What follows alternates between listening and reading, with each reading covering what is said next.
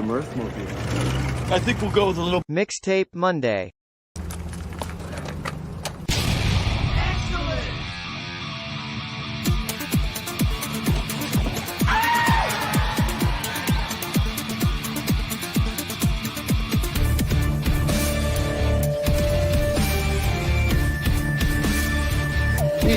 Exit to each other. Party on, dudes! party on! Party on, Wayne! Party on, guys.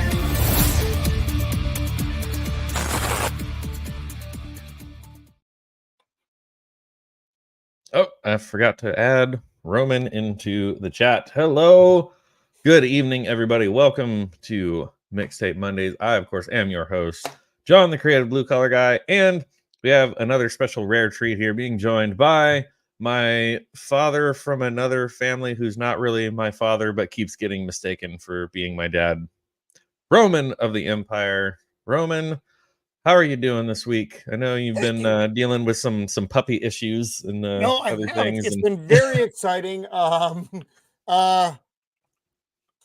So we got you met Pippin the puppy. Most of you out there who are watching at this point.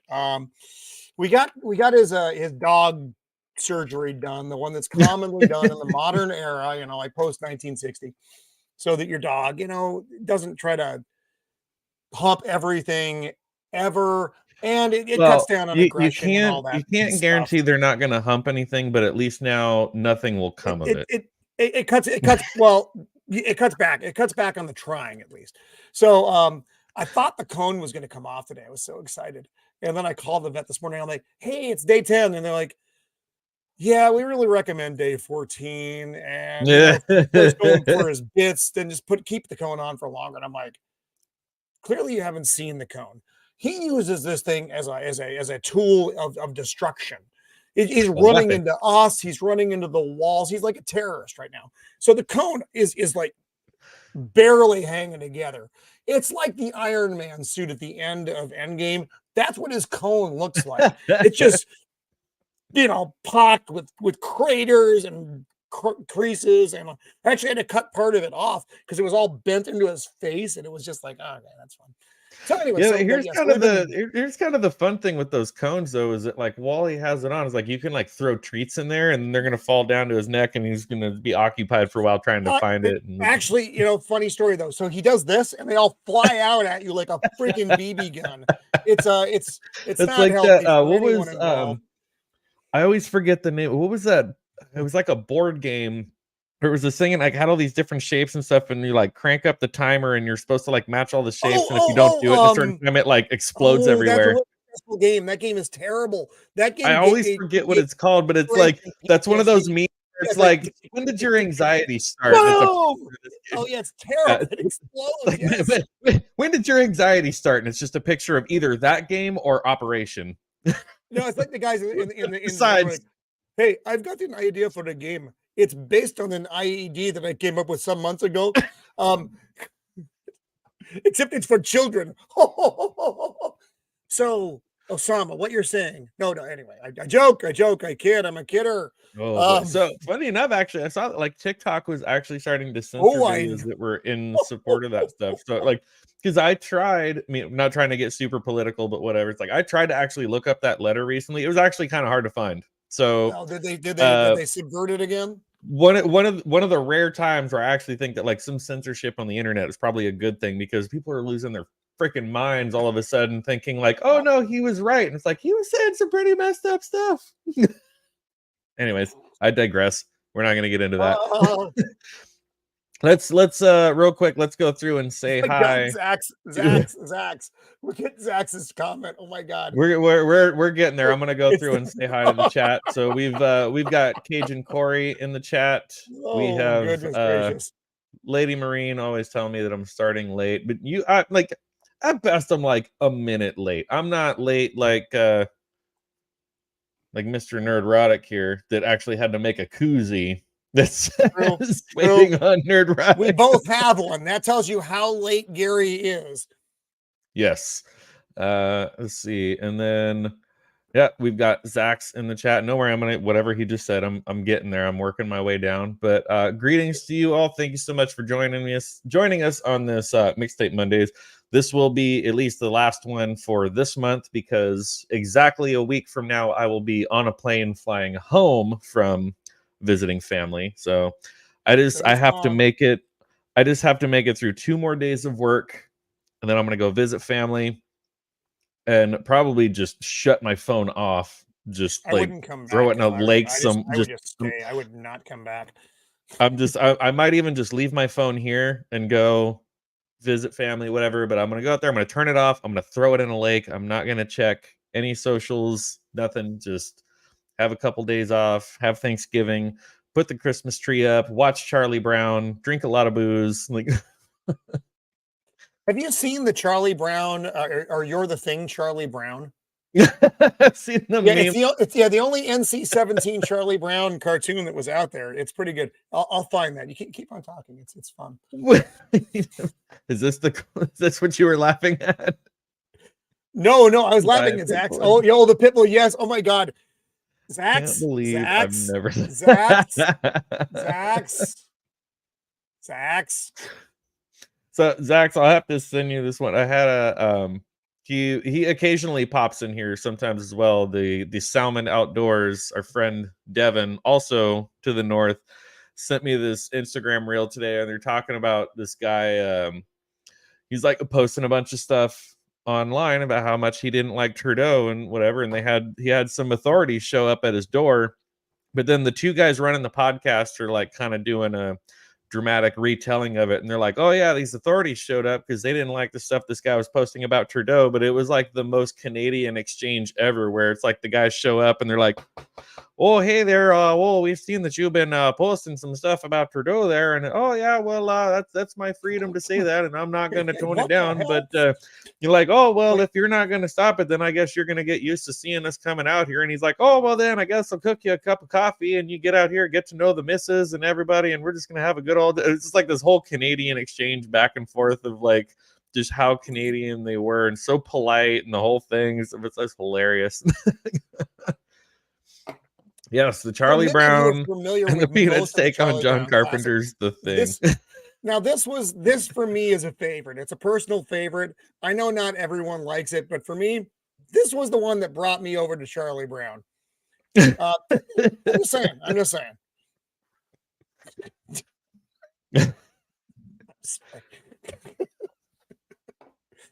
Oh goodness.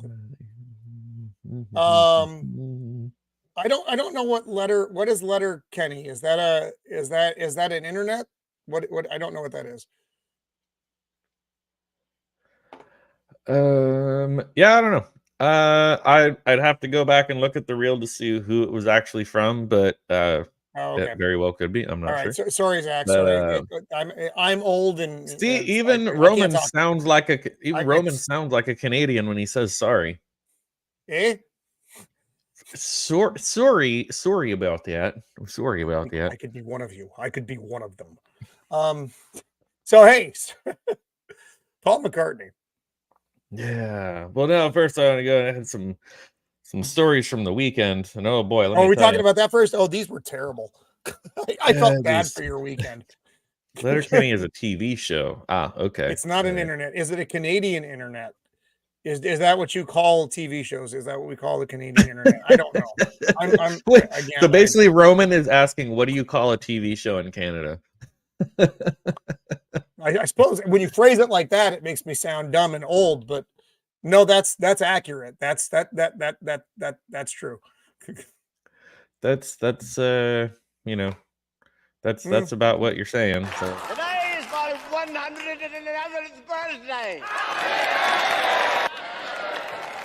I don't know half of you half as well as I should like, and I like less than half of you half as well as you deserve. See, actual footage of Roman at every time. It's actual footage of Roman at this year's birthday celebration for him. That's true. If you'd been there, except there was pasta. There was pasta there instead.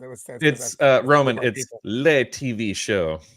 Oh, Le Le TV show, letter Kenny. It's an internet. I'm still going with internet, Zach. But yeah, I know. So what happened? You had I a gotta tell you, series man, I was this really weekend. dragging this morning. So I made it through Monday. I just have to work Tuesday, Wednesday, and then I'm gonna be off. I'm flying out on Thursday, on the day of Thanksgiving.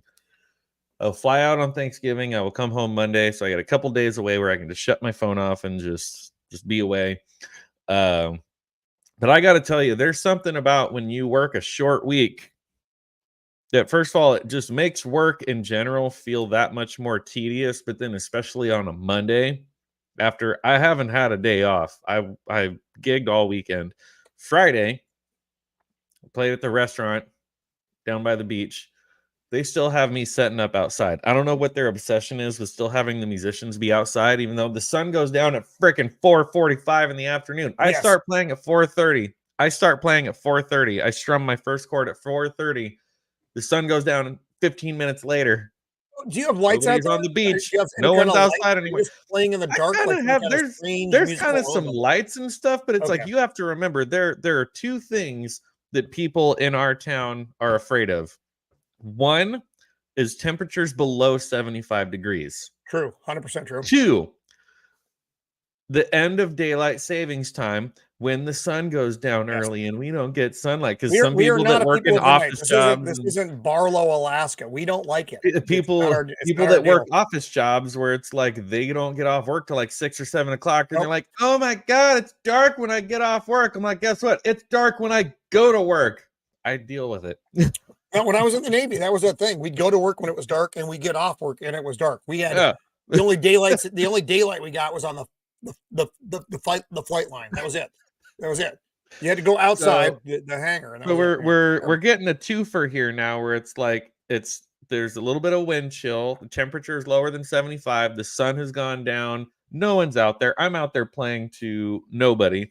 I have a speaker inside the bar area, but it would make more sense to physically put me in the bar area so I can at least kind of play to an audience. So about midway through my second set, it starts downpouring rain. The forecast said no rain. Starts pouring down rain. The overhang kept me like just covered enough where my speaker and my gear and like nothing got wet, nothing got shorted out. Thank God, because I can't afford to replace any of that shit. But yeah, I was just like, okay, cool. Like I'm dry, but now I'm playing to nobody. So that was Friday.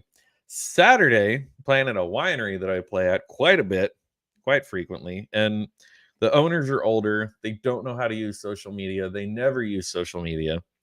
They don't promote live music. They don't even they have signs out on the road leading up to the winery that it's like wine tasting here and stuff. And it's like, all they got to do is add to that sign is like wine tasting, live music Saturdays at 2:30, something to let people know, like, hey, like we're paying someone to come and be entertainment here. So this is a different winery than the one that I visited, right?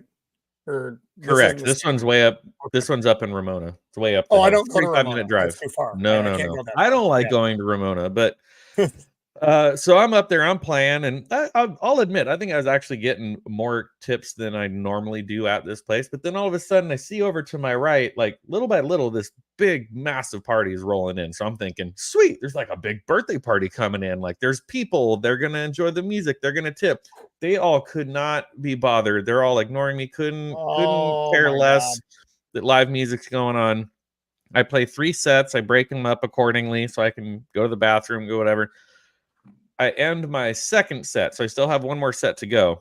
I end my second set, and this dude comes up to me, total bald cue ball, like up top is completely shiny cue ball. All of this around here, like the Friar Tuck around here, was grown out down below his shoulders. I would be like Reggie from Phantasm.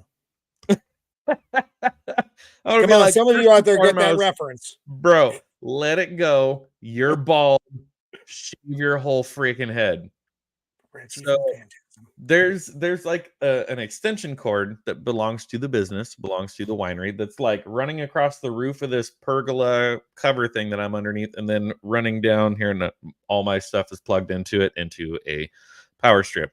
Dude comes up to me and he's like, was like, oh, hey, like, is that your extension cord coming down from the roof, or does that belong to the business? I didn't quite understand what in the actual, what he was even asking me, but I was just like, well, that extension cord belongs to the business, but like, I'm plugged into it and I still have another 45 minutes set to go. And he just, oh, whatever. Long story short, fast forward. The winery usually closes at 6. I finished playing at 5:30. These people had rented the place out for like after hours for them to stay open late. And weird cue ball, long hair guy was a friggin' DJ that was coming in. Like, the second I set up, was like, hey, that's it. That's my time tonight. Thanks, everybody. Whatever. I was done. He starts rolling in his table and his speaker and his whatever stuff. And I'm just like, this dude's the DJ. The guy in his 50s that's bald but long hair, like, and so now I'm like, okay, you would kind of think me being the entertainment for the afternoon, coming in and playing for 3 hours, actually having to learn how to play and sing the songs, set up my sound system, set up my thing, do whatever. You would think the owner, at least at some point, would have mentioned, oh, by the way, right when you're done, we have a private party coming in. There's going to be a DJ right behind you. Cool, fine. I actually really would have freaking loved it if she had given me the option to end early, because again, now with the time change and the sun going down early, yep, I'm driving down these like long, windy roads in the dark after just playing for 3 hours. For the road home from Ramona is tough. It's one lane in most of it, and it is coming down a mountain in the rain. Yeah, that's a rough drive. And for not even half as much as what I make at the restaurant where I got rained on, but that's a whole different story. So I have one musician friend in town that does what I do. He's another gigging musician, plays cover songs, does the thing, whatever. He's, yep. I consider him like my coworker that I can vent to. We both play at the same restaurant down by the shores, down by the ocean, and we trade off back and forth. But even this, like even at the winery, I'm kind of like, okay, I gotta bounce this off of my buddy to see, like, am I wrong for being upset? Like, is this? I was so annoyed leaving that gig Saturday. Like, yeah, no mention of this, no nothing. So like, I tell my buddy, I'm like, hey, this is what's going on. He comes back and he's like, no, dude, he's like, screw those guys, like freaking DJs, like they have no idea how much work goes into what we do, the hours of practice, actually learning how to play the songs and sing the songs. You just show up with your laptop and just whatever. So I'm just like, okay, I feel a little more validated in being upset.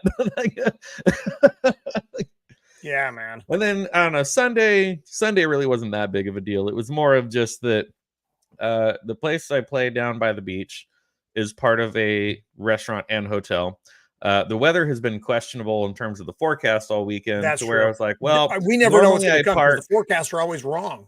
You don't know that it's going to rain, and then suddenly it's raining. Yeah, so I'm like, normally when I play at this restaurant, I park in a lot that's like kind of across the street where I load all my stuff up into one of those foldable wagons and like drag everything across the street. But I'm like, well, if it's going to rain on me at some point, what's the closest I can possibly be so that like hopefully my speakers and stuff don't get shorted out while I'm walking to or from my car. So I parked in the underground structure part of the hotel because a bartender told me on Friday, oh yeah, just park down there and then tell the manager and they'll get you all set up. Well, I did. I was there for 4 hours because I get there early, got to set up. I play for 3.5 hours with 2 15-minute breaks, and then I got to tear down.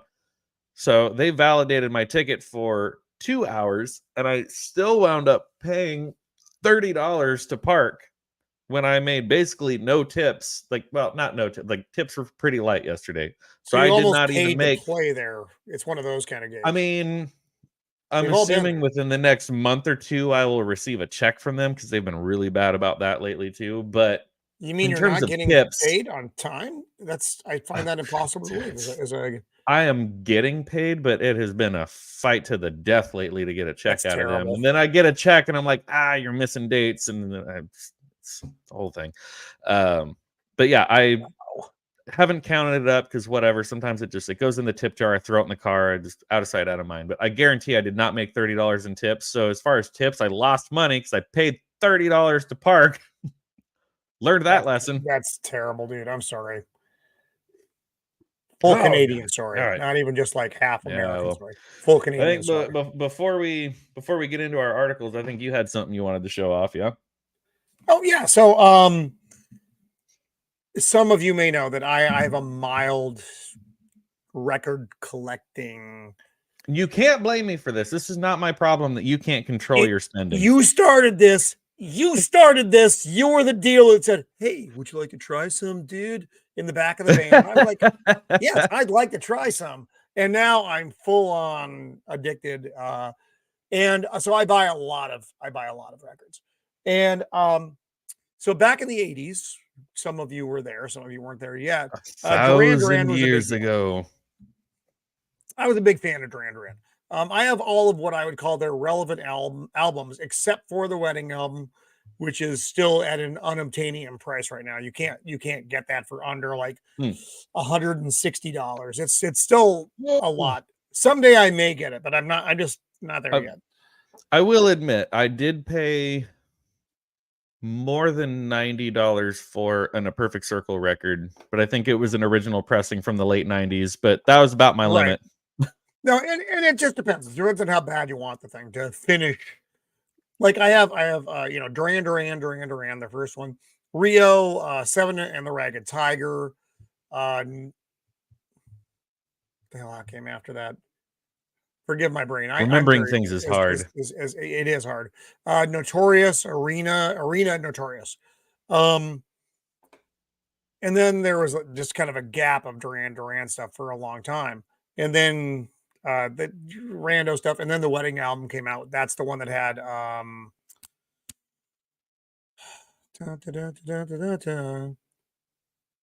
it's not coming because I'm old. So, but it was a big hit in the early 90s. Everybody who just had to hear that. But it'd been several years since you'd heard anything out of them, and that's when they'd replaced Andy Taylor with the missing persons guitarist, and so he filled in, and they had a big hit on their hands again. And then they went away, and then they had a big tour that Andy Taylor came back for in like the mid 2000s, and Misses of the Empire went to that. And they were like, they hadn't put anything out, but they were doing a big tour. And quite recently, they did something very similar. They put out a big tour, and but not really a release. I think it's something called Futures something out there, but no one cared. But then they did this other thing, which is really weird. And I picked it up. So it's called Dance Macabre. And what it is, it's one, I hate the way that they put out albums now where you get 3 or 4 songs on the side. Mm-hmm. That is incredibly annoying. So there are 3 new songs on here, and then there's covers of other people's stuff, which I think is interesting. And it's a weird, they do a cover of Psycho Killer from Talking Heads. But what they wanted to do, they wanted to put out a weird, dark album. Something in the vein of Bauhaus was what they were looking at. So so the tracks on here are Night Boat, which is one of theirs. And some of I don't know a lot of these songs though, so you'll have to forgive me. Looking for the other things that they did. They did Paint It Black from Rolling Stones is also on here. See, funny enough, because I've famously pointed out that I'm not a big Rolling Stones fan, but that is actually one of their songs that I really do love. Yeah, and that's everybody likes that song, and other people have done covers of it as well. But so interesting thing though, on this album, you get guest appearance by Andy Taylor. Who hasn't worked with the band in a very long time for several reasons. But so you've got Andy Taylor on here, and you have Nile Rodgers, who was a big guy in the 80s. He was like behind a lot of the big, almost everything that came out in the 80s. So, but the problem I have with this album, I have like one problem, aside from the 3 to 4 songs on a side, which I find infinitely annoying, is when you open it up, and this is where we need a young priest and an old priest, you get a Ouija board. Oh, Lord. So, I don't know if I want to keep this in the house or not. But I've listened to it. I have actually listened to my hard copy, and I've listened to it digitally, and it's worth picking up. It's not a $20 album. It does go, if you're buying it on Amazon, it costs more. On eBay, I got lucky with this one, and I got it for like $36, which ain't bad at all.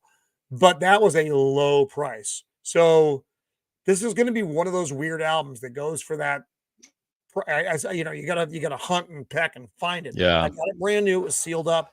But so if you're a Duran Duran fan, I do recommend this. Most of their modern material, I don't recommend. It's just kind of whatever. I appreciate them wanting to music, but this one's weird and it's cool. So, a band that hasn't done anything in a long time, check it out. That's the Roman recommendation. And it's kind of interesting. It's like, as we get into one of my other articles I have for later, like I was watching / listening / reading some stuff about like the history of the Deftones recently, which we're going to talk about in a little bit. And they're talking about how the different styles of music that the different members of Deftones are into, all the way from like their guitarist Stephen Carpenter, he was all into, you know, Slayer and Megadeth and Metallica and all that stuff. But then Chino, singer, was very much more into like Duran Duran and like that kind of stuff, and said that he liked the fact that they would mix these very dark, very macabre lyrics with this almost sometimes kind of poppy sounding music, and he wanted to kind of blend the two. And that's a lot. I mean, that's like the perfect description of what the Deftones became. Is like it's heavy music, but then with him putting these like beautiful but macabre lyrics with this like heavy atmospheric kind of like it, Well, my favorite Deftones song. I like the Deftones, but I'm not like a huge Deftones fan. It's just kind of, it's fine. Beer. They did a cover of Duran Duran's "The Chauffeur," which is, it's one of those songs where, you know, original or cover. Yeah, man, that is a tough argument for me. I personally, and I like the cover better. I like the Deftones cover of "The Chauffeur." Get on YouTube and find it if you haven't heard it. Well, wow, it is such an amazing version of that song. It's out there somewhere on YouTube. I've seen them perform it live, and I think they professionally recorded it on their B-Sides and Rarities album, which also has, again, in my opinion, I'm not going to say it's better than the original, but in my opinion, I think for the Deftones covering Leonard Skinner, I was actually very much surprised to see a band like Deftones cover Simple Man and do it really, really well. So that's another one. I didn't know they'd done that. So I didn't even know they had this out there. So there's an album out there called, is it called B-Sides and Rarities? It's called B-Sides and Rarities. Okay, because Nick Cave, who you and hate, it has a bunch of Cage. basically every time they're in the studio recording an album, if they have any extra time left over, they just kind of like screw around and, you know, do whatever. So this album, it came out, it's been out for a long time. It's already kind of old. I'll look it up while you're talking. I'm looking it up on Spotify to see if I can pull the son of a nutcracker. It's like Spotify looks so different on a computer than it does on my phone. Oh, it does. That's no lie. But yeah, so basically it was just a bunch of recordings and stuff from various recording sessions. So it spanned a decent amount of their career. Some of them were cover songs. Some of them were just songs that were previously unreleased and, you know, whatever. But one of them was a cover of Simple Man, which much to my surprise is actually really, really good. Okay, here we go. Let's go share screen. I just nuked mine. I brought it up and then I got rid of it because I'm an idiot. All right, there we go. So it's a plain black cover with like gold Deftones writing. B-Sides and Rarities came out 2005, so it's already almost 20 years old. But from the early 90s up to 2005, it featured. So I mean, only $24. Yeah, well, there you go. Where is that? Is that on Amazon? Oh my God, I'm buying it right now. It's like unreleased you can't tracks. buy it. Oh my God, it's only on goddamn CD. You can't buy it on vinyl. Why does this exist? Okay, I'm done. Sorry. I have the CD. Yeah. So it's got like just original songs that were previously unreleased. It's got an acoustic version of Change in the House of Flies, one of their big hits from White Pony, Simple Man, Sinatra, No Ordinary Love, a Sade cover for those of you who are familiar. An alternate version of their song Teenager, also from White Pony. Some other songs. I think this was a song by Me First and the Gimme Gimmes. Please, please, please let me get what I want. Acoustic Digital Bath, The Chauffeur. So a professional recording in the studio of The Chauffeur, and then an acoustic version of another one of their songs. So I can't believe nothing really to write home about. A lot of it's kind of like skip, but there are a couple of gems in this album. I was literally going again to buy B-sides. it right now. B-sides and rarities implies that it was not good enough to be on an album. So, that's disappointing that it's not available on vinyl. It came out so in 2005. You got to remember, like vinyl. No, that's like the dead vinyl. Zone. Yep. Vinyl still kind of had some life in the 80s, maybe in the early 90s. Yep. And then it went to cassettes and CDs, then digital, and then vinyl came back. And then you get re-releases, though. Things that weren't on vinyl before they're putting out. So they might do a re-release on this one. We'll see. But yeah, in 2005, CD was the format. Like that was it. Yeah, so that's true. I'm still disappointed. Anyways, let's go ahead and jump into it now. We got some stories to talk about. This one shouldn't take too long, but I thought this was an interesting story. I literally just came across this one today. I had the Deftones story. I was going to talk about it last week, but I crossed over the hour mark, and I was like, well, if I'm going to talk about Deftones, I want to talk about Deftones because they are one of my favorite bands. I've seen them live many times over. They were just here recently with their Dia de los Deftones festival, but it was at Petco Park where our local baseball team plays, and they basically just like put down a stage and had just standing room only, and the tickets were expensive. I literally had never heard of a single other band on the bill. Not even like, oh, I've heard the name, but I don't know their music. No, I had literally never heard of a single other band on the bill. And I love the Deftones, but not for $84 a pop without knowing any of the other bands. Well, and then when I saw not center field at freaking Petco. Right. So I have a problem with that. One going to Petco. So then the day after the show, they're all the stuff's all over social media. Oh, everybody, thanks for coming out and stuff, and they're showing videos and everything. And here's the stage, and the Deftones are playing, and then here's just a sea of people where I'm like, I'm gonna be the guy in the absolute very back going, well, I can't see anything. Like, it's like, no, thank you.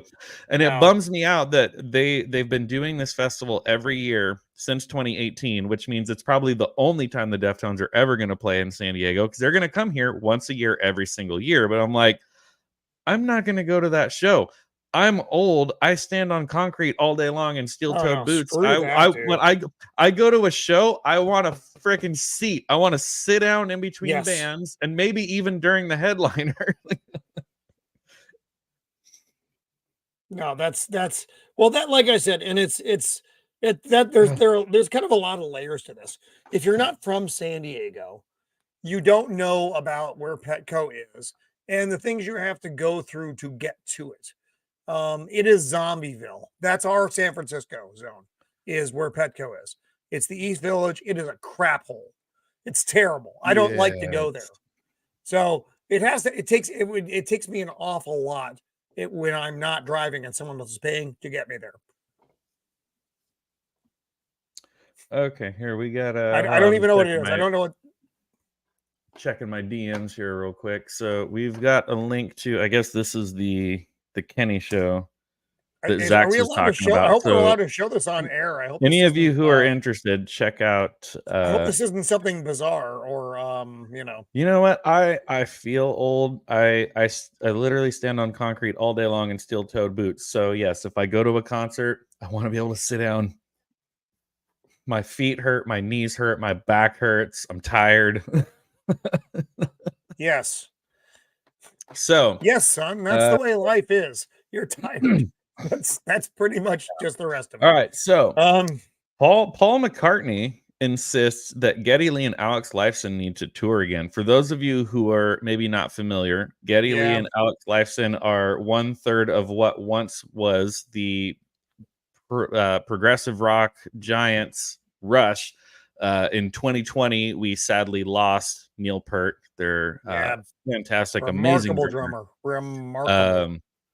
I think he had already more or less retired prior to his passing, because I think he had some form of cancer or something that he had kept pretty quiet about, but also he was complaining of, I think, maybe carpal tunnels or something with his hands, or he wanted to retire, he wanted to stop touring. So they already hadn't really toured for a while prior to his passing. But Neil Peart's passing was actually very I remember getting the notification on my phone at work and thinking, like, what the hell? Like, it was so abrupt, so out of nowhere. He kept his illness totally quiet, totally out of the public eye. I was taken aback. Matt, the drummer, who he drums because of Neil Peart, was and so blown away by this. one of the bands that I had previously been in as well. I mean, his two big top guys were Neil Peart of Rush and, of course, Danny Carey of Tool, which there would be no Danny Carey of Tool if there had not been a Neil Peart. So the two are all. He was an inspirational drummer.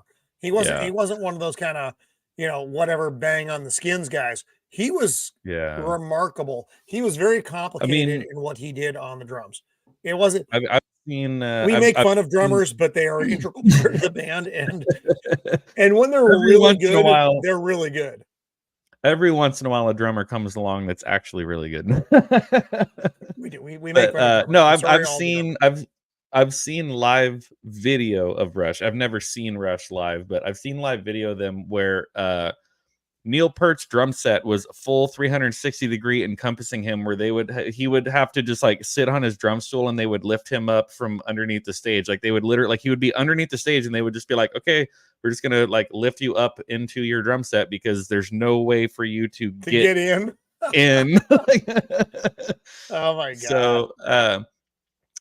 So Paul McCartney tried to convince Geddy Lee and Rush bandmate Alex Lifeson to tour again. The conversation took place in September of 2022 when all three classic rockers were performing as part of a Taylor Hawkins. Cheers, rest in peace to you as well. We're not going to get into what we think happened to Taylor Hawkins, but still another sad loss for the music world. Cheers to Taylor Hawkins. I love Taylor Hawkins.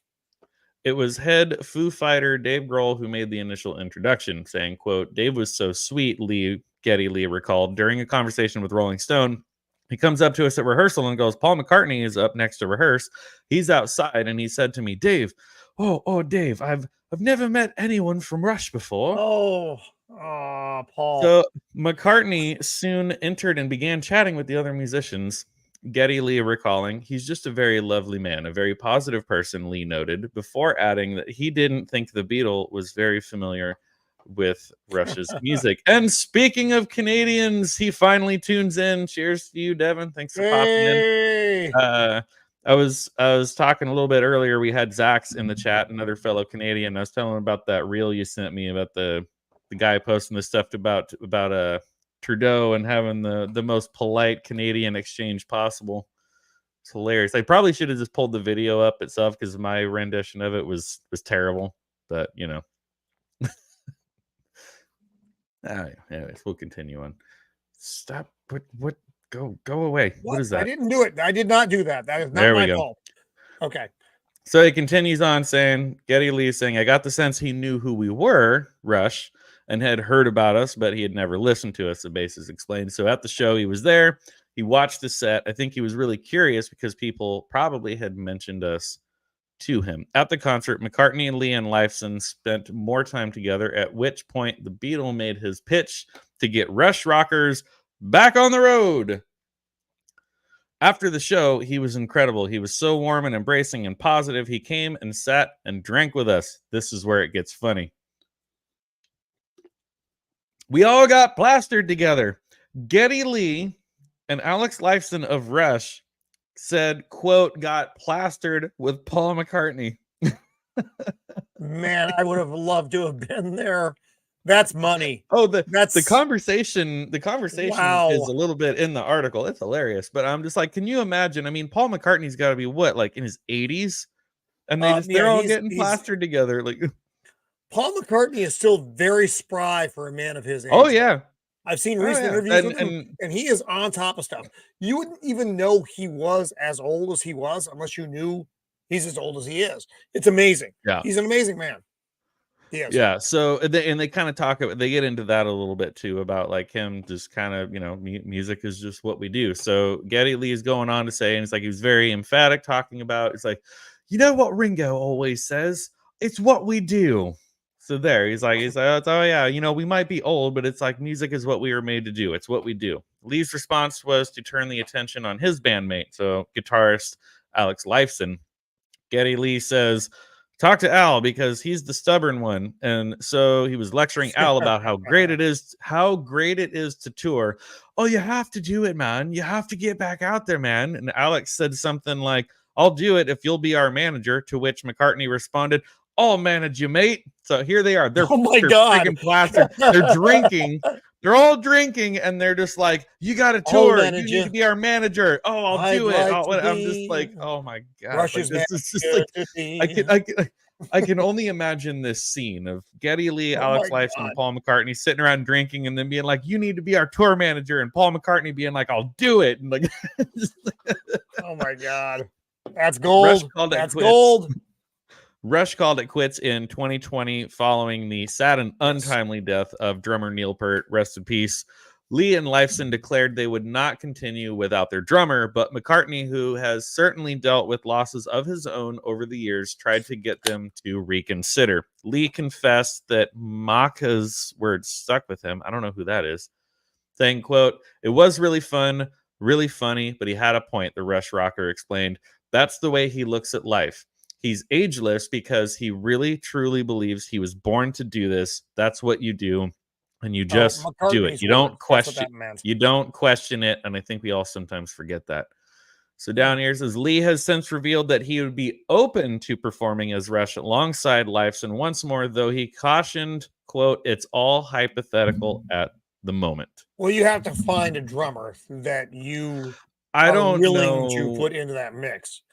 That's a hard thing to do. I gotta be honest. I mean, it's like already talking about, Tool and Danny Carey. Like they could try and commission Danny Carey to do it, but other than that, it's like I honestly, off the top of my head, can't think of anyone that could do. Like maybe the drummer from Dream Theater, maybe. It's hard because it's remember, I mean, Rush is a band of a certain age as well. Modern era bands don't do that kind of stuff anymore. They simply don't. No. I mean, when you talk bands like Tool, yes, but they're honestly they're older, but they're in a range that's fucked up. That is a little bit different than Rush. Rush isn't literally an older band. They're from a different era. So they don't do all the same stuff that the modern era bands do. They have a lot of very long, like epic songs too. It's like that's a lot of they stuff. Do, yeah. Their songs. I mean, it would who knows what they would want to do if they were going on tour. I don't imagine it's going to be new stuff. It's going to be probably a best of type thing. No, I don't think they would ever release new music. But they would probably tour the classics. You could even do Tom Sawyer. Like who could jump in and do that drum solo in Tom Sawyer? Like. Or they would have to do auditions, which is, a tedious process.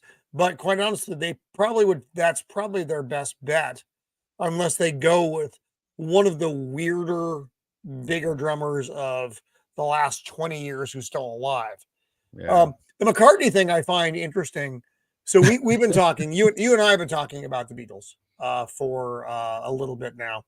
You did that show that made me spend $200 on albums, which was fine. I still blame you for that. It's still your fault.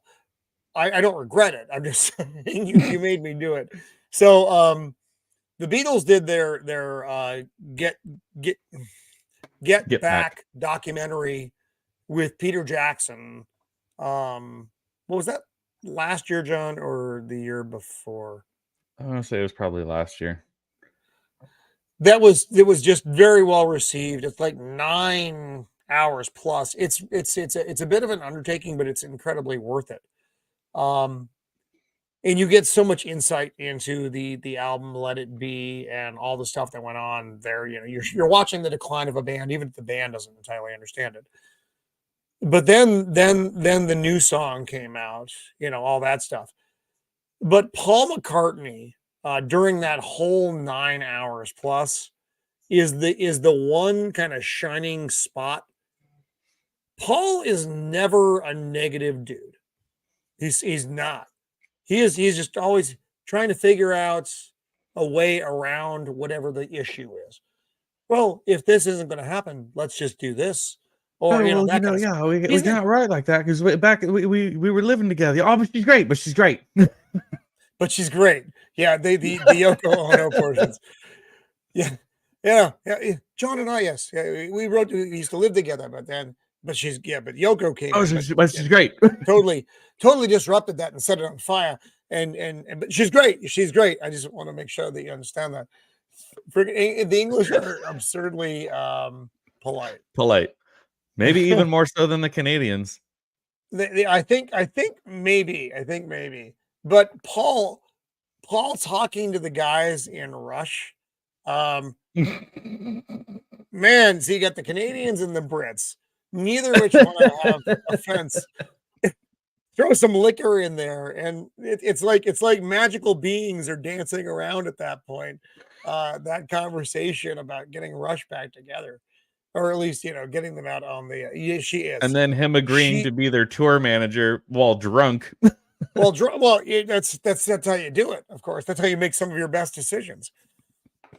I know I have. Okay, according to Devin, no, they're not actually that polite. All right. Well, everything I've seen, including my interactions in, it was British Columbia, which I know is not quite the same thing. Sorry. Yes. Is sorry about. I can say I'm doing the verbal for that. Sorry. Where everyone was polite, even the drug addicts and the horrible people were all very polite. You know, is what it is. Damn hippie. I know. So I have to go back in time though, Devin. So when I went there though, it was a long time ago. It was probably 20 years or more. I was there 1,000 years ago. 1,000 years ago in British Columbia. It was a fun trip. And I've also been to Halifax, which I know is also not quite Canada. It's what the hell is it called? Nova Scotia. Again, yes. I'm old. Not as old as Paul McCartney. Let's see. This is, earlier in the chat there, Devin saying he's like, I can do it. Put me in, coach. Like, this is Devin auditioning to be Rush's new drummer. And that was without even a single drop of rum.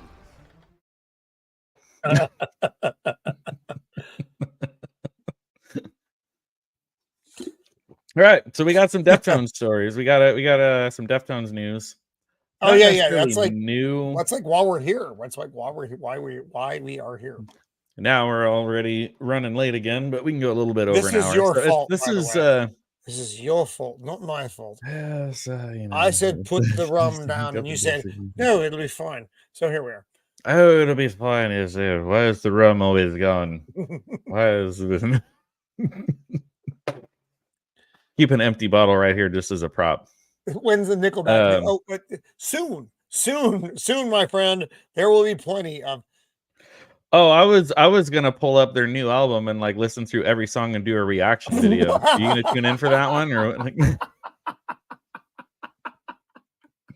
So I gotta just point this out. Like I was going down a YouTube rabbit hole the other day, and I came across this video where it was like a 10 to 12 minute long video of times that, you know, bands and rock stars, using the term lightly, rock stars have like had full on meltdowns on stage, and some of them were justified, some of them were funny, and I could do a whole other separate video on that. But there was one where Nickelback was playing a show, and I honest to God, I don't know if they were supposed to be the headliner or if they were an opening band for another band or whatever, but they're up there and the whole crowd is just like booing and shouting, whatever. And finally, like the singer is like, It's like, oh, well, like, we have any Nickelback fans out there? And everyone's just booing and throwing stuff. And he's like, what do you want? It's up to you guys. Do you want a rock show or do you want to go home? And like, they kept just shouting and booing. And finally, he's like, all right, fine. And like, threw the mic down and walked off stage. And I'm like, I don't think anybody was. They had to be an I'm like, opener because no one would pay I to don't, go see Nickelback.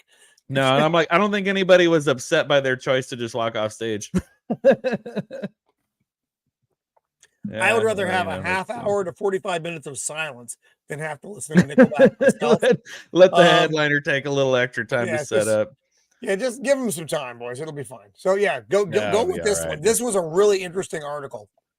So I mean, I can kind of skim through it because it is kind of long, but the long and short of it before we really get into it is after the success of their third album, White Pony, which gave us singles like Change in the House of Flies, which is one of their biggest hits still to this day. And it was a massive change in their sound from being a really heavy, like skater rock band to kind of being a little more atmospheric, whatever.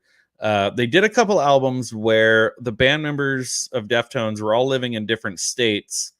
And they started doing that thing where, oh, well, you live in Washington and I live in Tennessee and you live here and I live, and we're just going to like record parts and send them back and forth. And like, they were no longer doing the thing that bands do when it's like, why do you start a band? Why do you start playing with music with your friends? Because you want, no, you don't. That's a lie. Dude. I'm sorry. No, man. Shit, no, man. I believe you get your ass kicked saying something like that, man. That's true. That's true. So the Deftones went into this era that they, even to this day, still refer to as the dark days, where they were not writing music in the same room. Roman, I know you're in that same vein of like, when you get together with your friends and you want to make music, it's like you get in the garage, you turn the amps up loud, and you just make a bunch of noise and you figure it out. But once a band has become established, they have record contracts, they're touring, guys live in different states, they start doing this thing where they're just emailing files back and forth and no one is in the same room anymore. So they made their self-titled album and then their album Saturday Night Wrist they did this way, where it was just like, oh, we'll just email blah blah blah whatever back and forth. And down here it says like the band almost split up. Like their singer Chino had started a side project, Team Sleep, which is still to this day only released one album, but he went out, toured with them, did his thing. And he said they came back to actually tour and supported their album Saturday Night Wrist and had an emergency meeting with their management. Basically, like their managers were asking the Deftones point blank, do you want to keep this going? Do you want to keep the band going? Or like the band almost broke up and they said they had a unanimous F yeah, okay. Ended with a candid round of hugs, exponential boost in morale, blah, blah, blah, blah, blah. All right. So they were touring in support of their album. They set up a rehearsal space backstage where they were jamming new material, returning to basics with just their instruments, no use of technology, no Pro Tools, no distractions, and reflecting on how keen they were to move on from these albums that they referred to as their dark times of just emailing files back and forth. So they continue to work on the music for the rest of the year. Oh, even as much as I hate to admit it, the Defiant, they said that's the way they did that album. I thought, and I love, don't get me wrong, I love that album. I love the band. Mine is arriving next week. My Green album is arriving next week. So that Instagram story I sent you, that was probably him packaging up one of your records. Probably was. So still don't get me wrong. So the Defiant, I love the band. I love the way they came together. I love the album. Everything about them is great. But I was watching videos on their official YouTube channel and different interviews with the band members and talking about how it came together. Wow. And they said everyone was all in their separate respective areas and sent the stuff to the one guy and he pieced it all together. And I was like, I never would have guessed that, because listening to it, to me, it sounds like a punk band in a room jamming together. It came together very, it came together really well. It sounds very cohesive. I never would have guessed they did it that way, but modern times you can do that, I guess. Okay, whatever. Some guys live in LA, some guys live in Tennessee, some, you Right. make it work, whatever. But that's what the Deftones were doing for a while. But then they said, okay, they started work on this new album. They're like, we're gonna do it old school, no Pro Tools, no technology. We're just gonna get in the room and just jam like we're teenagers again. The new album came to be known as Eros, a tentative working title, which stemmed from a long-standing in-joke the band had about the comical utterance of the word they encountered in pornography while touring Germany. No, it's the Euros use that word. The Euros use that word. It's true. It's true. All right, Devin's gonna go play some Fortnite and still continue to listen to our relaxing voices. But I think I may actually be a character in Fortnite at this point, Devin. So if you see me in there, please. But do you have a Fortnite dance, Roman? No, I didn't even put myself in there. I'm just saying I'm in Fortnite. It's just that's all about you gotta do the Fortnite dance. I don't know what it is, but you gotta have your own dance. Is that this one or is that the one from like that? You can Halo? That may be the one from Halo. I may be more familiar with that. Yeah, maybe. So they revamped their studio called The Spot. They would hang out and drink and play cards before starting playing music. It served as crucial therapy to ease the burden of their personal lives. So as it said early in the article, I kind of skipped over it. A lot of the guys were going through divorces, custody battles, all sorts of different issues in their personal lives. Dudes, yeah. And then providing much needed place of positivity and solstice. By the end of October, Deftones had written half of an album. In January of 2008, the title was announced to the world, with the music said to be their, quote, most unorthodox, yet containing, quote, that good old F you, I hope you die aggression, which, if you are familiar with the band, their first two albums, Adrenaline Around the Fur, are very much more hard rock, aggressive. White Pony saw a major shift in kind of softening of their sound a little bit. On April 14th of that year, they officially entered the studio, drafting in producer Terry Date, who is no lightweight by any means, who worked on their first 4 albums at a period that included some of their most impressive creative heights. To offer more insight, Deftones created a blog to update fans on the recording process, and they would update multiple times a week on the production. This happened as the most significant. Okay. Date had already started mixing several of the tracks at his home studio, and I still remember. I remember all of this happening. Like, me reading this article, it's not like, oh my gosh, I can't believe that happened. Like, I remember when all of this happened. So with the quintet releasing 5 weekly video studio updates online before the production was put on hold due to unthinkable circumstances. And this is where it gets serious. This happened as the most significant moment in the band's history emerged in the blink of an eye when bassist, founding member Chi Cheng was on the way home from his brother's memorial service on November 3rd. He was involved in a serious car accident, an accident which saw him rushed to an ICU and left him comatose. Naturally, production on Eros stopped immediately, and the band focused on the health of their old friend and bandmate. Now, I don't think it's inappropriate to just take a quick moment to point out the fact that what happened in his car accident was because he was not wearing a seatbelt, and he was ejected out of his seat through the windshield. So wear your seatbelt, folks. I hate to say it. I don't mean to sound heartless, because this is a big loss in the music community, especially to someone like me being a huge fan of this band. But it's like a seatbelt, and he would probably still be alive today. So just, sent a picture to where did you send this? Where it is. What's happening right now?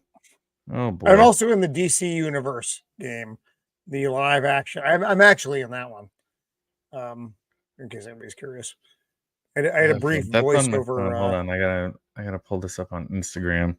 But yeah, wear your seatbelt, folks. It's silly not to. For you front seat riders. Chi Cheng here that you're seeing on the screen could very well still be alive to this day if he. So he died from his injuries from that, because he went into a coma. But fundraisers and all that stuff. But it doesn't just end there. This is a process of like 5 years. Oh, Oh, he was in a semi-comatose. Okay, Instagram oh is my being God. funky. All right, sorry, Devin. Instagram on my computer is being weird. I can't pull it up right now. So his accident was, I believe, in, what did it say, 2008. And then down here, Deftones banded together and recruited Sergio Vega, bassist of Yeah. post-hardcore pioneers Quicksand, Yep. who has actually also recently left the band or been fired. That's a whole other story. To fill in for festival slots, fundraising shows. And Vega was not new to the band. Had already filled in for Chang when he underwent foot surgery earlier, 10 years earlier. Not long after Deftones announced they had shelved Eros indefinitely in order to work on a new album featuring Vega. Chino Moreno maintained that the decision was purely creative. They also wanted to write a more optimistic record, which counterbalanced the dark music of Eros as an aid to cope with Chang's situation. The result was 2010's Diamond Eyes, a fantastic album as well. An atmospheric project similar in essence to Saturday Night Wrist, but much better. Then they toured the record and released its follow-up, Koi no Yokan, on November 13th, 2012.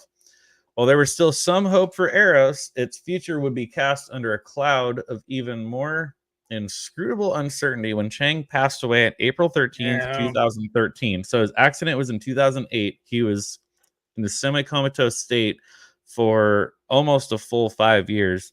That's a long They had to fucking do, time, man. and again, I remember following this story. There was a website called One Love for Chi. You could go and you could donate. You could see updates on him and everything. His medical insurance or whatever it was that his family had dropped him from their policy because they said that they didn't see any improvement in him. So even after he had some sort of health insurance policy or something, he's in the semi-comatose state. He was in a hospital. Then they brought him home and kind of had him at home on hospice. The insurance company came back and said, we're not seeing any improvement. We're dropping you completely. So they had to basically, start up this, not GoFundMe thing, but like they started up this website and they're doing charity shows, benefit shows, and everything just to try to help his family with the medical bills because the insurance company was like, nah, you're done. And like this guy is like basically nothing is fully cheap. like Nothing is cheap. fully invalid in a hospital bed, comatose, and he's still alive. He's still breathing. His heart's still beating, but they were like, nah, no, we're dropping you. Like, My God. yeah. Although he was showing some signs of improvement in his condition since the accident that day, his heart suddenly stopped, making Eros the last Deftones album he worked on. A month after the bass's heartbreaking passing, Moreno surprisingly stated that there was more probability of Eros being released at that point than ever before. He told Artisan News, quote, I actually went back and listened to some of it recently, and I don't know when we will put it out, but I feel it's a little more appropriate now for us to think about that than it has been for the last few years to think about. Moreno would later state that the band wanted to release at least one more record before seriously reconsidering releasing Eros. On the first anniversary of Chang's death, Deftones unexpectedly released the track Smile on YouTube. The first material released from Eros, however, the song was removed by Warner Music Group only 2 days later due to a supposed copyright infringement, despite its uploader being the singer of the band himself. That's kind of funny. My God. Those internet bots are harsh, man. They're savage. They're In hard. 2021, when appearing on the Pure Pleasure podcast, the frontman admitted mixing, mastering, and leaking Smile on his own accord for the anniversary of Chang's passing without telling the rest of it was on his own accord without telling the rest of the band. It's kind of an interesting move. Yeah, Cajun, it's the insurance game is something. It's something out there. In the years since Chang's death, the message, holy shit, I just realized 2023. So it's been over 10 years. April of 2013. Oh man. 10 years. Wow. April 13th of this year was 10 years. Wow. Remember that like it was yesterday. And that's also like I can still remember seeing Kurt Loder announce Kurt Cobain's death on MTV News. Oh man, that was wild.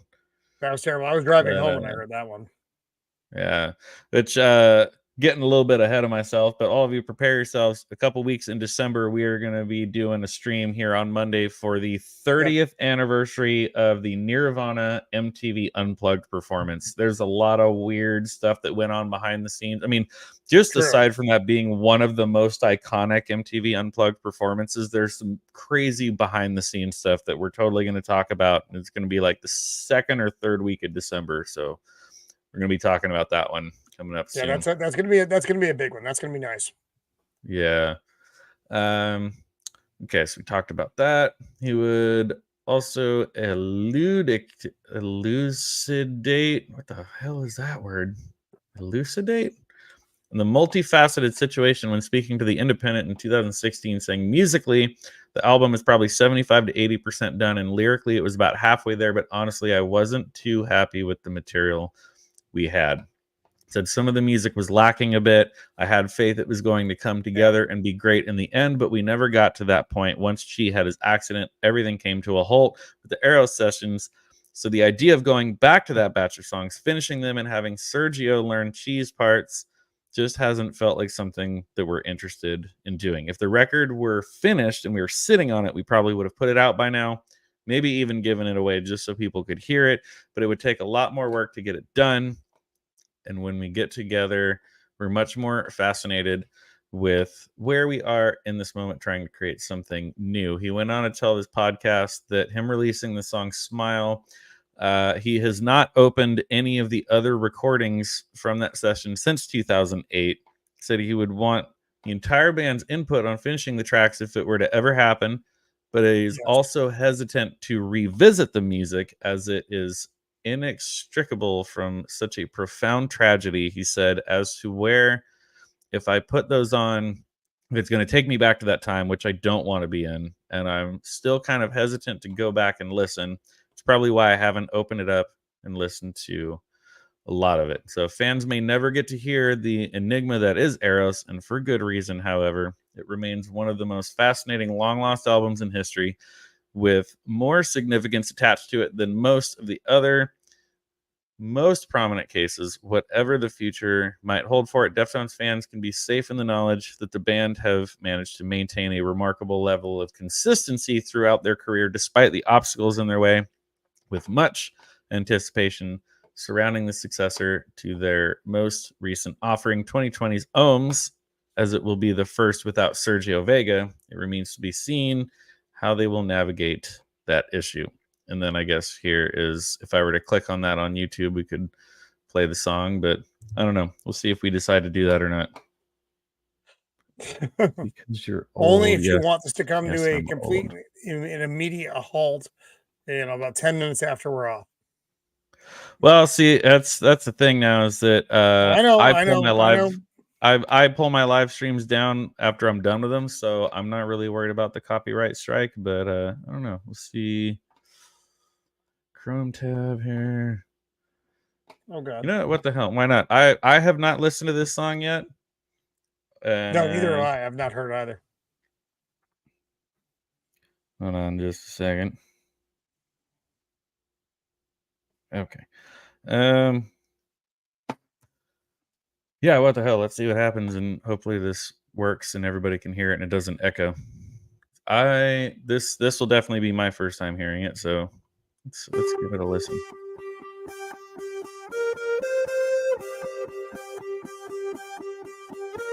We move together, we cruise to the end, screwing and shooting our way.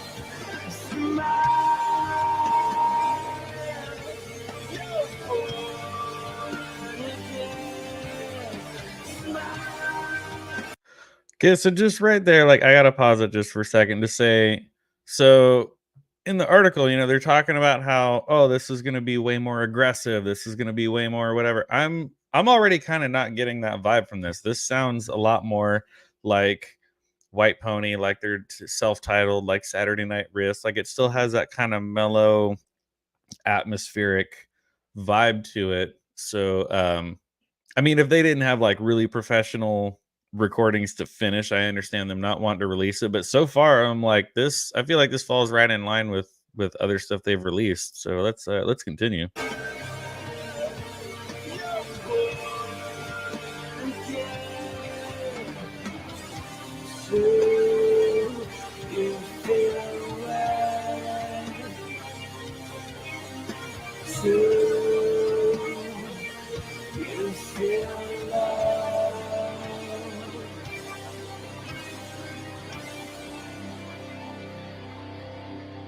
Say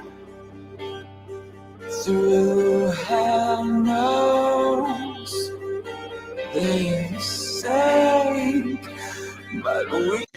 See, and even like that right there, like that's classic Chino, where like the music breaks down. I know Chino didn't really start playing guitar until their third album, White Pony, and it was even kind of a point of contention for a minute with main guitarist Stephen Carpenter, where he's like, I don't really like what you're doing and stuff. But this almost kind of sounds more like when it breaks down and it's just Chino doing his thing with his soft vocals and guitar, and then I think the slightly more aggressive parts are Stefan, but still, like I'm not getting like the aggressive vibe from this. I feel like this sounds very much like stuff they've put out before and since. But I'm digging this. I would definitely love to hear the rest of this album.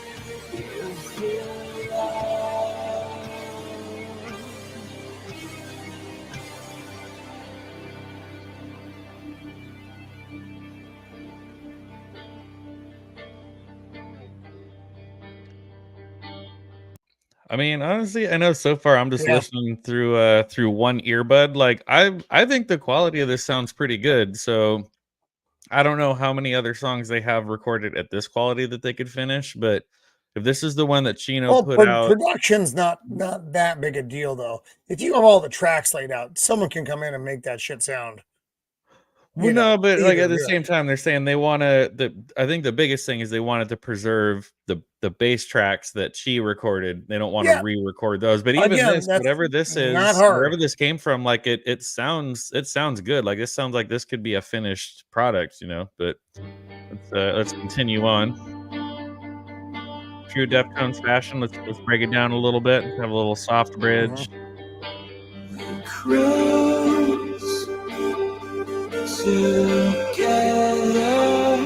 I also appreciate the One Love for Chi graphic they put on this.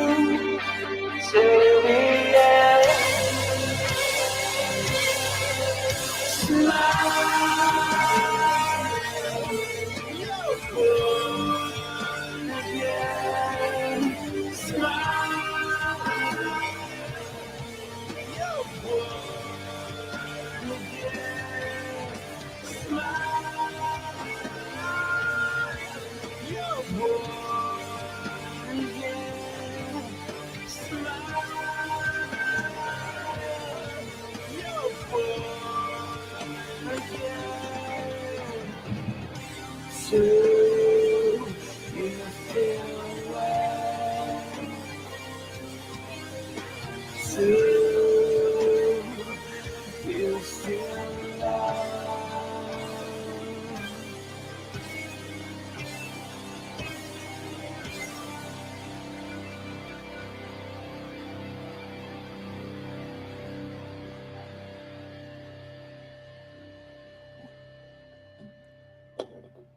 So that, I mean, to me, like that Yeah. sounds like a Deftones song. Just like when, I mean, don't misquote me, don't get angry at me in the comments. I am not comparing the Deftones to the Beatles, but just like when the song Now and Then came out, because it's like, okay, it's a posthumous release of it had parts from John Lennon, who died in 1980, had parts from George Harrison that died in 2001, had all four original Beatles together on the song. It sounded like a Beatles song. That they're saying, oh, the quality wasn't up there, saying I didn't really like the direction of the music or the lyrics or whatever, like that sounds like a Deftones song. Like, now me hearing that song literally for the first time, I want to hear the rest of that album. I want to hear the rest of what they have, even if it's rough demos or whatever. Like, I think that they would be doing Chi a service by letting the fans hear Yeah, the I last agree. thing that he worked on before his car accident.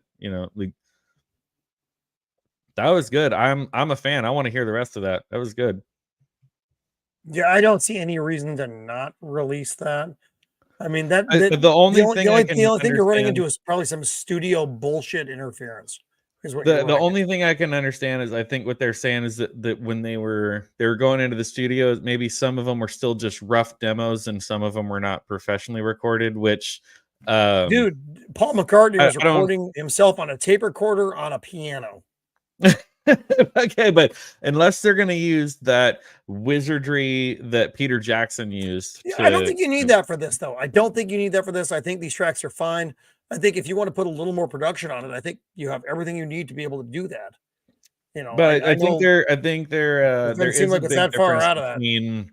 I think there's a big difference between if you're just like in the band room recording rough demos versus if you're in the studio. So they said that they recruited Terry Date, who had produced their other 4 albums, and they were in the studio recording, but they might not have actually recorded all of the songs. Some of them might have still just been like garage demos. If you don't have I know, everything, then you get someone else to do the other stuff. But you can still have him doing the one part. And but then, I think that's kind of what they're trying to avoid, is they want to preserve that's what a stupid he actually hang up. recorded. That's a stupid hang up. Yeah, to each their own. I mean, it's their band, and it's I get it, but if you want the stuff out there, do, then put it out there, or put it out there as an EP and have fewer songs. I do still think it's interesting, though, that Chino put that song out without even consulting the rest of the band, where he was like maybe he was just like drunk one night and he was like, it's the anniversary of Chi's death, I'm gonna put this song out there, like right.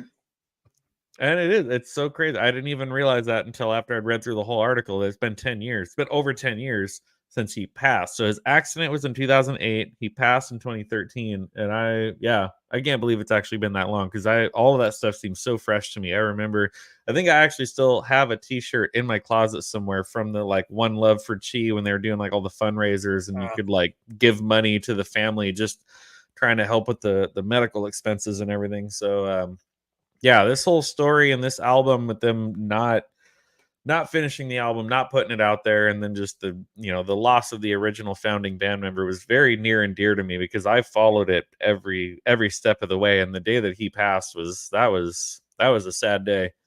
I try not to be one of those people, like when like a celebrity passes, it's like I'm never going to meet them. It's like I'm never going to meet them. I'm never going to know them. But like, when it's someone where it's like you appreciate their art, you appreciate what they do, it's like it hits a little different, where you're just like, oh, I've had two of them. I've had two of them. Kurt Cobain in my lifetime. I've had two of them. Kurt Cobain and Anthony Bourdain. Those two guys hit me hard. Not gonna lie.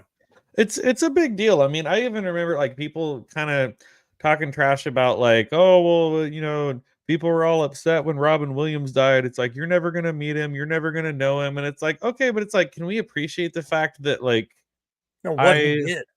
I appreciated the art that Robin Williams put out into the world, and I can be sad about like I'm never gonna see anything else from this person. Like, yeah, we were never gonna be friends, we were never gonna be hanging out and whatever. But it's like I can still be bummed out and be like, oh man, like no more Robin Williams. Like it's still sad, you know.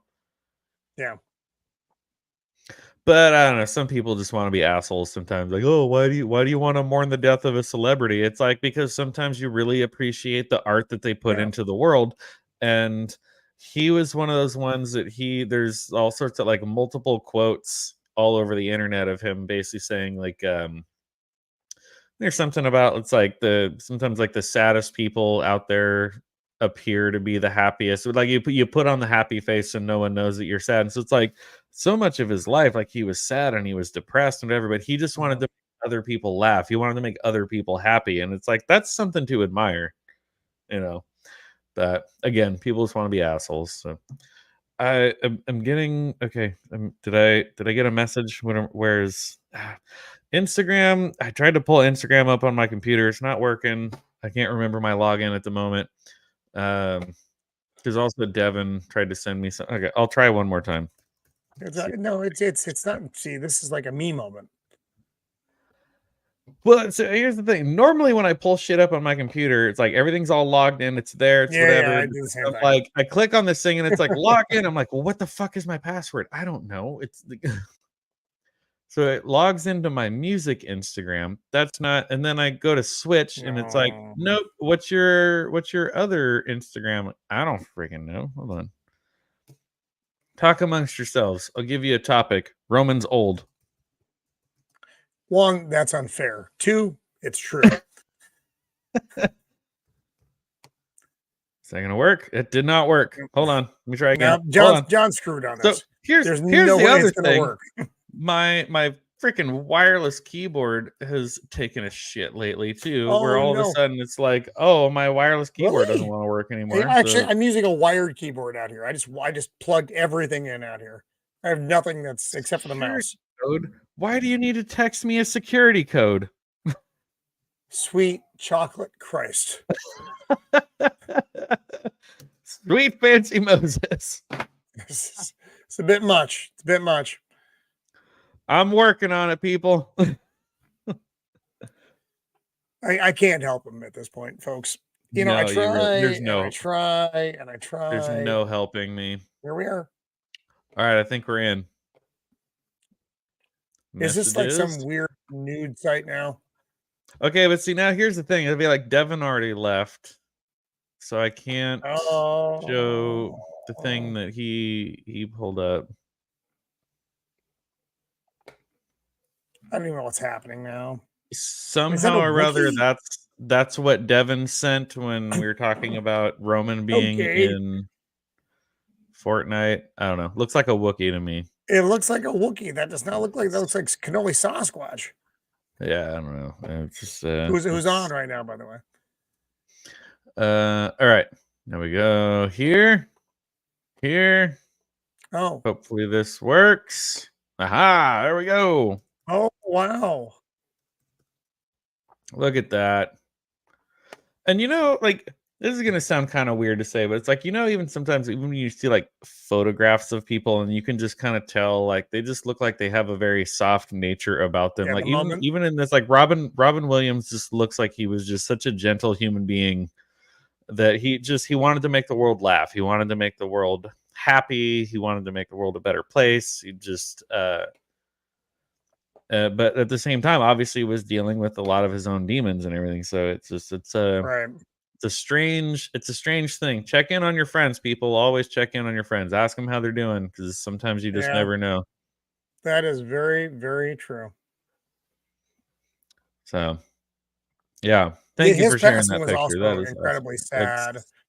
Incredibly sad. Yeah. And another Gene Wilder was another one that what was it? I can't remember. Was it dementia or what he had or something? But whatever. Well, Gene Wilder was old though. He was an older man when he No, passed. I know, but I remember like whatever it was that he passed from when he was diagnosed with what he had. I think it was Alzheimer's. family members were talking about got to where he, had a hard time. But he said he never wanted to publicly come out and announce his diagnosis, because every time he was out in public, if a kid recognized him and like, you're Willy Wonka, he didn't want people to look at him and see his illness. He wanted people to look at him and remember him for the characters that he played and for what they loved about him. And so it's like he kept it up to, like, even if like people came up and talked to him, and even if he couldn't remember or his brain was kind of foggy, or he still would kind of play along and look at poor Bruce Willis now. He just wanted to make people happy. Yeah, and Bruce Willis, same thing. He just got diagnosed with something. Man, that's he can't even he can't read or speak now. He's lost those abilities. That's incredibly tragic, because you don't think about him that way in your head. No, you still think of him as John McClane, still taking out making Hans the wisecracking dude who's killing guys. But unfortunately, he's not there anymore, and that's a very sad thing. Richard Petty.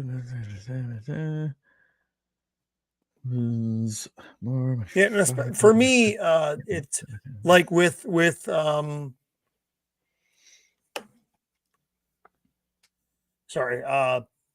boomer moment. Sometimes my brain stops working, and it's a who knows, I may be there myself one day. And you know what the worst part of all is? I never learned to read. That's me. But with people with like Cobain, which I have issues with, I think he was taken, not left. And then Anthony Bourdain and Robin Williams. They're all of a family of people who didn't just, naturally leave the stage. Yeah. They were taken from the stage. And that has, for me, it's a harder thing to process. If someone dies of a thing, whatever disease they have, or they get hit by a bus, or whatever. But if they decide to do it themselves, or someone does it for them, it's not the same thing. It's not the same thing. No, and I've had here, like, we're Yeah, and I know, like, we're talking about, celebrities and famous people, whatever, and even within my personal life, and I know you have as well, we've had a few people that are in our own personal circles that do that, and it just hits different. Yeah, like you wonder, like, what was so hard in your life that you couldn't pick up the phone, you couldn't, So again, like I would say, it's like, check on your friends. One, if you're watching this, don't ever be afraid to reach out to anyone, any of us in this chat, any of us on this panel. Two, reach out to your friends and check on your friends, because you never know. I mean, you know where we are. You can find us on several different mediums. It's a hard thing. It's a hard thing when it's someone you never. It's a harder thing when it's someone who you do know. So right, and especially now, like, we're coming into that time where I know that holidays, man, the holidays can be a mixed bag for people. I know we're getting kind of weird. We're gonna end the stream on a little more bit of a serious topic, but very seriously, and in all sincerity and all seriousness, we are coming into that time of year where some people don't have family to spend their time with. Some people don't have friends to spend their time with. Whatever it is, whatever anyone's going through. One, don't be afraid to reach out to anyone that you see on this panel or in this chat. And number two, any of you in the chat and watching this, also make sure to reach out to your friends, because it is that time of year where you don't know what people are going through. You don't know what they're dealing with. And it is hard for some people. I'm very blessed to still have my family, still have my parents, to still have my sisters, everything. I know obviously that's not the case for everybody. So just with all that being said, check on your friends, reach out to people if you're having a hard time. Definitely myself, Roman, whatever, you reach us on Instagram, Twitter, YouTube, whatever. We're around. We're here. So yeah. with that being said, now that we've officially run everybody off from the stream, I think we are going to call it a night. But Roman, you do have, speaking of Thanksgiving and people who may not have, in the metaphorical sense or whatever, people who may not have a place to go. What are you doing this week, Roman? Yeah, so we're doing something weird this year. For reasons, I'm available on Thanksgiving, and so at 4 Pacific Standard on Thanksgiving, me and a bunch of our regulars are going to be doing a show. And this is a non-script show. This is we're not talking about this thing or that thing, just intentionally. We're just doing a show to hang out. So we're gonna, be telling all the family stories and all the usual jokes and all the stuff. Because it's for folks out there who don't have someone to hang out with on Thanksgiving, here we are. Come hang out with us. Get weird. Talk about nerd stuff. And I'm going to open the channel up at points to let people in if however many people are available at that point, all that stuff. So, feel free, come in, hang out with the weirdos on Thanksgiving, share your stories or just enjoy other people's stories. But it gives you a chance to you're not going to be by yourself. So yeah, that's our Thanksgiving, 4 Pacific Standard on Thanksgiving Day. So there you go. So I thought it was kind of funny. The one of my usual watering holes that I choose to grab beers after work instead of coming home and being productive and doing things that I should be working on. I got off work, headed out, and was like, oh, I'm gonna go grab a beer and stuff. And one of the TVs in the bar was on the TNT network, which was already showing National Lampoon's Christmas Vacation. Now, don't get me wrong, I love Christmas. I love Christmas movies, all that, but I'm like, even TNT, really, like TNT is already showing Christmas Vacation before Thanksgiving. Really, like, man? If I choose to watch a Christmas movie in my own home, that's my choice. But like a network, I'm like, huh. And at 2:00 in the afternoon, I'm not mad at it. I'm gonna sit here and drink my beer and captioning and stuff, and fine, I'm gonna be happy about it. But I thought it was an odd choice that We're still in planes, trains, and automobiles territory right now. So Let I that wondered one right too, out. like, so Let that one right out.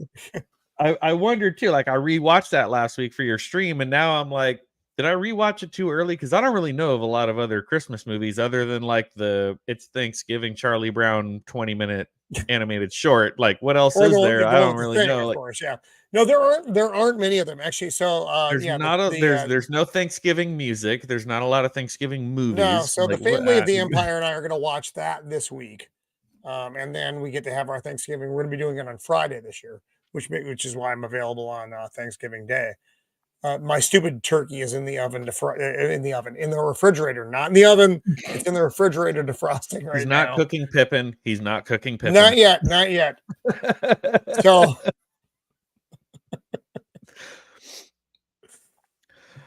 All right. So you got your stream on Thursday. Yep. Exactly a week from today, I will be on a plane coming back from Idaho. So there will be no Mixtape Mondays next Monday. That he knows of.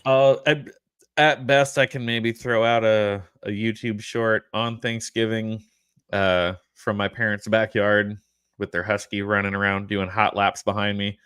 But otherwise, Thursday morning, man, I'm hitting the road, or the air rather, than flying. But I'm hitting the road, and I will probably not be on my phone again until Monday. So I will disappear from all the socials, from YouTube, from Twitter, from Instagram, everything, and I'm just gonna go and throw my phone in a lake and be gone for a couple days, and just then when I come home, I'm gonna have to buy a new phone. But anytime I actually like go on like a vacation or I go away somewhere, I just like that's my thing. Is I'm just like, if I'm not looking up directions on maps or I'm not listening to music, I don't even look at my phone. So yeah, when I take off and when I disappear, I disappear. So that'll be my weekend, and then we will resume sometime after that. What did I just look up? It'll be let's see. So we'll Monday, potentially Tuesday? be back December 4th. But then the Nirvana Unplugged, Yeah. I'm planning to do December 18th. So the actual official 30th anniversary of the Nirvana MTV God, Unplugged that's will amazing. be Saturday, December 16th. To the day that will be the 30th anniversary. I do my streams on Mondays. So 16th, So, 17th, do you have 18th. that on vinyl, by the way? I think I do actually. Hold on. Don't you lie to me, boy, because I have it on vinyl. You know why? Because I'm weird and I collect everything. Everything that's cool to come out in the last, let's call it 50 years, I probably have. Some people would call it an addiction. They might call it a problem. You know what I call it? I call it solid collecting ability. A way to focus your energy. Ah, you got it. All right. Good job. Boom. Nice. Got it. Yep. You know, it's funny. Other than that, Target- there's nothing really Target special about it. re-released Like it, it's the standard. It's the They've standard black re-released vinyl. it. Like They've re-released it on the unique vinyl. Fucking Target. I'm so irritated. so Yeah, they have the one that I a new one out. have, the one Mine's that I black have, there's vinyl, too. nothing. Yeah. There's nothing special to show. It's the standard black record. It's the whatever stuff. But yes, I do have the album. Because again, I mean, like maybe this sounds slightly blasphemous, whatever, but I was never the biggest Nirvana fan. I do recognize that the loss of Kurt Cobain was a huge loss in the music industry, but there is something very special about their unplugged performance. There's two unplugged performances that are very near and dear to my heart, and one is that one, the Nirvana Unplugged. The other is the Alice in Chains MTV Unplugged. That one is also extraordinary. That album is the also Alice in available. Chains one is you can really get that great. album for like $18 on eBay, by the way. The Alice in Chains one is great, but again, it's like we're kind of doing the standards. Like they were doing what the record label expected them to do. They're playing their hit or whatever. But the funny part is when Lane Stanley fucks up and sings the wrong song. That was funny, and then they restart. But you have to get the DVD to see that part because it's not on the album. Oh, that's probably true. When you actually listen to the audio album, that part's cut out, but I have the DVD it's also. Hilarious. And there's a part where he sings the wrong lyrics and he's like, and they stop and he's they like, restart. That's they, what happens when you don't get together the whole 3 song. years or something like that is what happens. Yeah, well, yeah, because he was so deep into his drug addiction at that point. They hadn't released an album. It was way obvious that he was way fucked up. They hadn't released an album or toured in years, and the one point where he takes his sunglasses off and he's got the big bags underneath his eyes and stuff, like you can just like a tell, fucking like raccoon. Yeah, it was bad. But even then, that was 1995. He died 6 years after that, so it still was like he prolonged it, dragged on. I remember I was in high school. Another one I remember hearing when Lane Staley died, and it was like, oh my god, I didn't realize he was still alive because was surprising. That was not, we could do a whole show on these rock stars who left too early. But Lane Staley was another one that was like, fuck. You too, dude. Weiland wasn't a surprise. We weren't that surprised by Weiland. to hear the news. I was not happy to hear the news. Chester Bennington. No, it's just another Chris Cornell. See, I have another one with Cornell and Bennington and even Bourdain. I have my tinfoil hat theory with those two. Yeah, I have. Yep. I think I think you and I are on the same mind on that. That's a whole other show, folks. They talk the mysterious deaths of rock stars and celebrities. So, and then all of a sudden, somebody was knocking at my front door. Sir, open the door, sir. We know you're in there. But yeah, all so right, the Alice in Chains and Nirvana. I think we brought it back up there. But the biggest thing with the Nirvana one though is they said that like the MTV executives were like pissed off that they expected them to come up and just like play acoustic versions of like Smells Like Teen Spirit and Come As You Are, or whatever. They did a bunch of obscure covers, weird deep cuts, That's and all the why stuff it was so good. That they wanted to do. Save that. They Don't did talk about it yet. Save that. They did a bunch of songs that they wanted to do, and the record executives were all pissed off, and they were just like, "This is the show." Sorry, like. So tune in December Monday, December 18th, Yep. we will be That's gonna unpacking be a nice one. all of That's that, gonna be a nice and one. even some of the more deep, dark secrets of the stream that people don't want to talk about in the music industry, because the music industry is a big, evil monster, and they wanted to keep Kurt Cobain on drugs, and it's a whole thing. December 18th, we'll be talking all about that. So that is that. We've plugged your stream for the week. We've plugged what I'm doing. I'm going to be out of town for a little while. So, Roman, thank you so much for joining me. I know you're dealing a lot with the dog and the family and everything else, but as I always put it out there, you are always welcome anytime you are willing and able. Always good to have you on. I know you're just a short drive down the road, but it's also much easier to set up webcams and talk at each other this way too, because then it doesn't turn into fisticuffs. It's never turned into fisticuffs, by the way, folks. Don't ruin the mystery. Like it might but one day it might. That's the sound your mother made last night, Trebek. All right, everybody. Thank you all so much for tuning in. We had Lady Marine, Cajun, Zax, Selman Outdoors.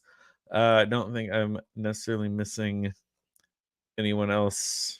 Yeah, that's about the chat. So yeah, we had Lady Marine, Zax, Devin, Cajun. Thank you all so much for joining us. May you all have a fantastic Thanksgiving or whatever you are celebrating this weekend. I will not see you next Monday. Join Roman on Thursday for his open range conversation. We will see you all next time. Cheers. Be excellent to each other.